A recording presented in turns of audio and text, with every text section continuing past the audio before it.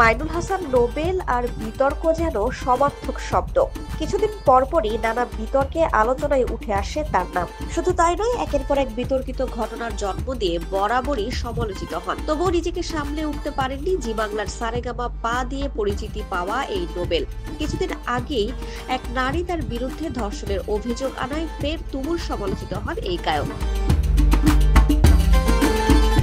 এরই মধ্যে সেই নারীর করা মামলায় গ্রেফতার হয়ে গত ২০ মে থেকে ঢাকা কেন্দ্রীয় কারাগারে রয়েছেন নোবেল। ধর্ষণ মামলায় গ্রেফতার গায়ক নোবেলকে বিয়ে করার অনুমতি দেন আদালত। নোবেলের আবেদনের পরিপ্রেক্ষিতে ঢাকার চিফ মেট্রোপলিটন ম্যাজিস্ট্রেট আদালতের ম্যাজিস্ট্রেট নাজমির আক্তার গত বুধবার এই আদেশ দেন। আদালতের নির্দেশে বৃহস্পতিবার দুপুরে কারা ফটকে নোবেলের সঙ্গে ধর্ষণ মামলার বাদী সেই নারীর বিয়ের আনুষ্ঠানিকতা সম্পন্ন হয়েছে।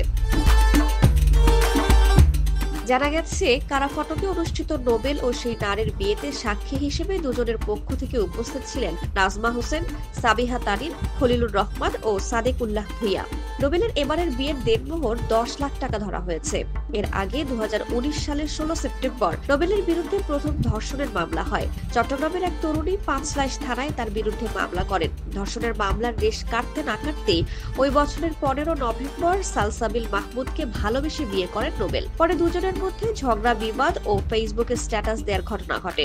দুজনই একে অন্যের বিরুদ্ধে প্রতারণার অভিযোগ এনে গণমাধ্যমের শিরোনাম হন। এক পর্যায়ে আনুষ্ঠানিকভাবে বিবাহ বিচ্ছেদ ঘটে তাদের।